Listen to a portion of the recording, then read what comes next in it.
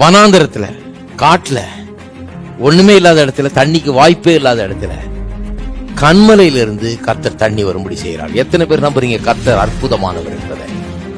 அவர் இன்றைக்கு மாறிவிட்டாரா? அவருடைய குணம் மாறிவிட்டதா? அவருடைய வல்லமை குறைந்து விட்டதா? அவர் அற்புதம் செய்யறதை நிறுத்திட்டாரா?